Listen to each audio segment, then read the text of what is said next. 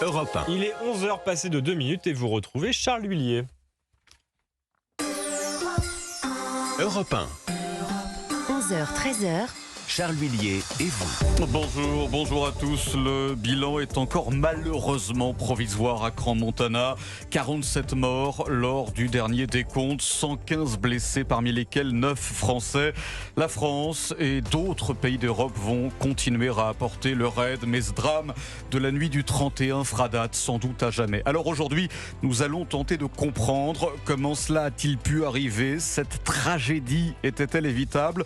Pourquoi autant de morts? Nous rejoindrons dans un instant l'envoyé spécial d'Europe 1, Jean-Luc Boujon, sur place. Nous aurons également en studio Michel Chevalet, journaliste scientifique, et puis également nos débatteurs du jour, Raphaël Steinville, Gabriel Cluzel. Bienvenue messieurs, dames, très heureux de vous retrouver. Merci de nous accueillir. Ben oui, Raphaël Steinville, bonjour. Meilleurs vœux à vous. Et puis Marilyn Hérault également. Bonjour qui Charles. m'accompagnera tout au long de cette émission jusqu'à 13h, avec évidemment les auditeurs qui auront la parole. 01 80 20 39 21. Si vous voulez intervenir, réagir ou même témoigner, appelez-nous. L'appel est non surtaxé. 01 80 20 39 21. Alors nous évoquerons évidemment, et on l'a dit en préambule, la Suisse, mais aussi les autres sujets qui font l'actualité chez nous. Nous reviendrons sur les débordements du Nouvel An. Ça y est, le bilan s'est affiné, il est quasiment définitif. Conclusion, moins de violence, mais plus de voitures brûlées et plus d'interpellations. Et puis comment ne pas faire l'impasse sur ce qui ressemble à cette énième agression antisémite? C'était à Roissy-Charles de Gaulle, l'aéroport, cette semaine. Nous développerons également cette actualité. Alors, messieurs, dames, c'est vrai, et là on va accueillir Jean-Luc Boujon dans quelques secondes, mais Raphaël Steinville, Gabriel Cluzel, c'est vrai qu'on avait l'impression que la Suisse était un pays sûr, un pays presque parfait où régnait ordre et sécurité. Et c'est vrai que ce qu'il s'est passé, et c'est vrai que Gabriel Cluzel, vous le disiez hier chez nos confrères, chez nos amis de CNews, ce qu'il s'est passé en fait nous rappelle que personne n'est à l'abri. Oui, c'est vrai que vous avez raison. Il y a une dimension assez effrayante, peut-être un peu irrationnelle, hein, parce qu'évidemment, dans tous les pays, il peut arriver des drames, mais la Suisse est le symbole déjà de la neutralité, de la prospérité, et puis d'un pays où on respecte les règles, les normes, où finalement il ne se passe rien. Voilà. Et c'est vrai que l'horreur de ce drame est peut-être décuplé. Et puis il y a aussi le fait qu'il y ait beaucoup de jeunes. Alors c'est une boîte de nuit qui, contrairement à la plupart, recevait des mineurs. Oui. Beaucoup d'enfants entre 16 et 17 ans, j'ai cru comprendre. Hein. Moi, on m'a même parlé d'adolescents qui étaient dans cette boîte de nuit et qui connaissaient un peu mes enfants. Vous voyez, donc je suis assez touchée personnellement en tant que mère de famille. On a vu une mère de famille dire écoutez, je ne retrouve pas mon fils, je le cherche partout, et qui est de 2009. Vous imaginez, 2009. Actuellement, beaucoup se rendent sur place pour tout simplement rechercher leurs proches. On en est là aujourd'hui. Alors ça rappelle deux drames, mais peut-être que nous allons en parler. Hein. Avec un Michel qui Chevalet, s'est parlé en 2016, ce qui est passé en 2016. Rouen. Voilà, Rouen, et un autre encore plus loin en arrière, en Isère. En 70, il y avait en Isère, effectivement. Exactement. Oui. Voilà, donc c'est vrai que c'est vraiment terrible. Je crois que nous nous sentons tous touchés. Je rappelle qu'on est avec Gabriel Cluzel, Raphaël Steinville et puis Michel Chevalet, que j'accueille en studio. Bonjour Michel, merci infiniment de vous rendre disponible pour vous. On ne vous présente plus, mais je rappelle peut-être pour les plus jeunes d'entre nous que vous êtes journaliste scientifique et nous aurons besoin de vos lumières durant cette émission. J'accueille également en duplex, comme on dit, de Crans-Montana, Jean-Luc Boujon. Bonjour Jean-Luc. Bonjour Charles, bonjour à tous. Vous êtes l'envoyé spécial d'Europe 1, êtes arrivé hier sur place. J'aimerais, avant de vous entendre, Jean-Luc Boujon, qu'on puisse entendre l'un des nombreux témoignages que vous avez recueillis donc pour Europe 1. Pour moi, c'est comme si on avait meurtri une partie de moi, en fait. Crans-Montana, c'est là où j'ai grandi, et c'est comme si on m'avait touché en même temps. Je sais pas, il n'y a pas de mots. Il y a des familles, il y a des gens qui doivent vivre avec ça maintenant. On est tous en deuil, c'est horrible, que ce soit les enfants, les parents, on est tous... il y a eu je sais pas combien de soins intensifs, c'est juste horrible. Voilà pour ces témoignages que vous avez recueillis, Jean-Luc Boujon. J'en profite pour saluer la qualité de votre travail, malgré la gravité de l'instant, évidemment. Alors, très concrètement, qu'avez-vous à nous dire aujourd'hui, Jean-Luc Boujon, sur ce que vous voyez, sur ce qu'il s'y passe et sur, j'imagine, ces centaines de proches qui viennent sur place pour tout simplement voir ce qu'ont vécu leurs proches, leurs amis, leurs familles, leurs fils, leurs filles. Comment ça se passe en fait sur place, Jean-Luc Boujon ?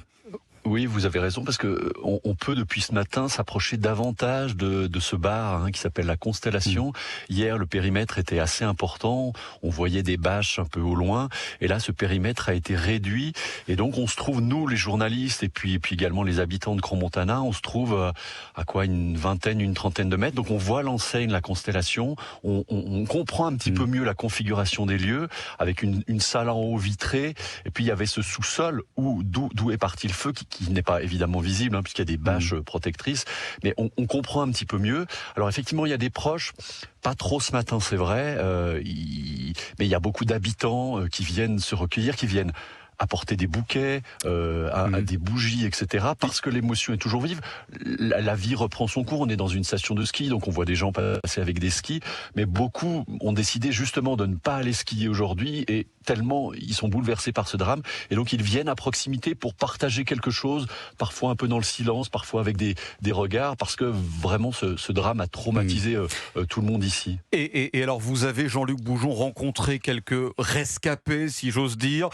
Tous évoquent à votre micro une scène presque apocalyptique, c'est le mot. Absolument. Alors, j'en ai rencontré certains qui étaient devant, qui n'avaient pas pu rentrer, parfois pour des raisons financières. L'entrée coûtait trop cher, et encore apparemment c'était un bar où on pouvait rentrer qui était un peu le moins cher de la station.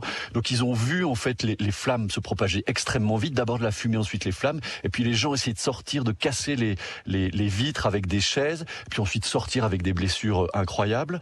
Il y a même quelqu'un, un jeune, qui m'a raconté que lui il essayait de resquiller d'une certaine façon, parce qu'il y a quelques mois il avait pu rentrer avec le code sur le côté, et donc il demandait à son copain le code pour pouvoir entrer dans le bar, parce que lui n'avait pas assez d'argent, et finalement ce copain ne se souvenait plus du code, et donc il n'a pas pu rentrer, et juste après que ce copain lui dise j'ai pas le code, explosion et les flammes, et donc il se dit voilà, j'avais une petite étoile, je suis vraiment passé à côté de quelque chose, et donc il a assisté ensuite à la sortie des gens, il les a un petit peu aidés. Donc il y a beaucoup d'histoires autour de ça, et à l'instant, il y a quelques minutes avant que vous me donniez la parole, je viens de recueillir les témoignages de Ferdinand, 19 ans, qui était à l'intérieur et qui m'a décrit, il était avec des amis, il m'a décrit comment ça s'est passé, il me confirme qu'il y avait bien ce passage de bouteilles avec ces bougies étincelantes, cette serveuse qui monte sur les épaules de son collègue, et les étincelles qui lèchent le plafond.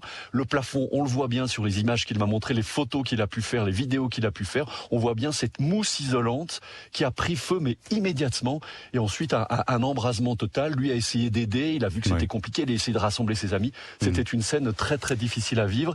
Lui est sorti indemne, mais son petit frère vient de me le dire, donc qui est mineur, lui fait partie des brûlés. Il a été transféré à l'hôpital de Lyon, où il est soigné actuellement. Il est dans le coma, donc il était absolument bouleversé. Là, je viens de recueillir son témoignage. Merci infiniment, Jean-Luc Boujon, d'avoir été parmi nous ce matin sur Europe 1 en direct donc de Crans-Montana. Je rappelle évidemment que nous vous retrouverons dans le journal de 13h, celui présenté tout à l'heure par Rudy Sada. Je le disais en préambule, nous sommes avec Michel Chevalet. Merci encore, Michel, d'être parmi nous ce matin en direct et en studio sur Europe 1. Alors les autorités suisses l'ont précisé dans la journée, dans la matinée, l'enquête sera longue et fastidieuse. Je referme les guillemets.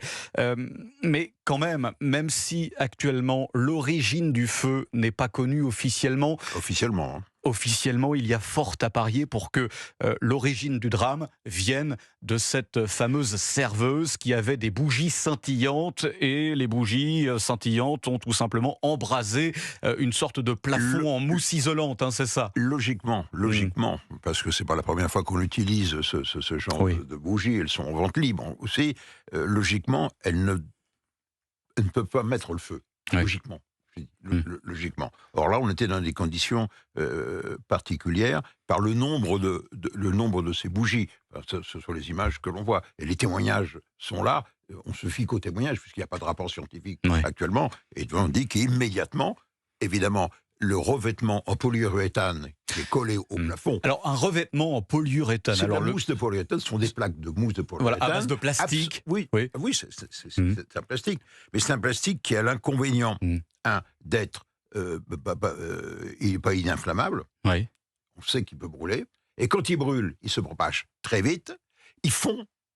Et donc tombe sur les gens. On le voit sur quelques images. On voit le plastique en fusion qui tombe sur le bar, enfin sur les gens. Et parce qu'il y avait beaucoup de monde. Ouais. Oui, il y aurait eu 40 personnes, auraient pu se mettre dans un coin. Mais là, on parle de 200 personnes dans un espace assez réduit, dans une cave, en quelque sorte. Vous voyez, avec un plafond aussi très bas. Faut voir la logique des lieux. Et donc, ça fond et ça dégage des gaz toxiques qui contiennent du cyanure.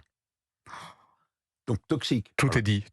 Oui, et tout est dit. Donc vous avez les gens, il y a la panique. Vous l'imaginez bien, le feu, il recule. Les gens qui commencent à brûler parce que ça tombe sur les vêtements, et les vêtements en tenue de soirée... S'embrasent, évidemment. Et donc vous collent à la peau. C'est une horreur. Et donc vous ajoutez le mot, vous entendez les cris, au feu. Et les gens se piétinent. C'est l'horreur. C'est le pire de ce qui peut arriver. C'est pas tout. Je pense, s'il y avait, sans vouloir faire dans le scabreux, mais s'il y avait un classement des morts, je pense qu'on est dans un top 3, là. Voilà, clairement. C'est l'horreur complète. Et puis le dernier point, c'est qu'après, on parle d'une explosion, elle a bien eu lieu. Elle a bien eu lieu, pourquoi ? Parce que vous avez des gaz chauds qui se sont accumulés. Il y a eu un appel d'air. Voilà. Et l'appui d'air, c'est parce que des gens en surface ont cassé des vitres avec des chaises pour pouvoir eux-mêmes sortir sur la terrasse. Et aussitôt, donc, l'air froid de l'extérieur est plus lourd que l'air chaud, est descendu rapidement par l'escalier. Et donc, c'est un apport d'oxygène. Et les pompiers vous disent, c'est ce qu'on appelle le blast. Immédiatement, il y a l'oxygène nécessaire à la combustion et c'est une violente déflagration. Alors, sans vouloir présumer de l'enquête en cours, je prends beaucoup de gants, Michel Chevalet, mais cet établissement est officiellement un bar. Mais là où ça s'est produit, ce drame, c'était en fait dans un aménagement un petit peu de fortune qui a été construit par les propriétaires, j'imagine au mépris des règles élémentaires de sécurité. On ne sait pas. On ne sait pas. Mais c'est vrai qu'on parle de bar, et d'un bar, par extension, ça se fait souvent, qui est devenu boîte de nuit où on danse. Et à partir de là, la réglementation pour le anti-feu est complètement différente. Sur le nombre d'évacuations, le nombre de personnes à tenir, les issues de secours, le désenfumage, parce qu'immédiatement, dès qu'il y a l'alerte de feu, elle a retenti, l'alerte de feu, immédiatement doit se mettre en route un système de désenfumage pour éviter, parce que si vous avez la fumée, vous ne voyez rien. À quelle température, parce que c'est un espace clos, il y a plusieurs centaines de personnes, à quelle température ça peut monter ? Au moment du blast, de l'explosion, on monte entre 600 et 800 degrés. Donc vous voyez que les gens, ça brûle les poumons, c'est horrible, bien sûr. L'espace de combien de temps ça monte à... C'est l'espace de quelques secondes, mais tout de même. Parce que c'est une explosion, c'est une onde de choc avec une flamme. Alors, vous le disiez tout à l'heure, Michel Chevalet, ce drame n'est pas sans rappeler ce qu'il s'est passé il y a 10 ans du côté de Rouen, au Cuba-Libre. Il y avait eu, je crois, de mémoire 14 morts à l'époque. Et puis surtout, ce qu'il s'était passé donc il y a 55 ans dans une boîte de nuit en Isère. Saint-Laurent-du-Pont. Effectivement. Et nous allons accueillir, juste après une courte pause, l'un des rescapés de ce brasier. Il y a eu plus de 140 morts à l'époque. C'était terrible. Et on va accueillir dans quelques minutes, quelques secondes même, l'un des rescapés de ce drame. À tout de suite sur Europe.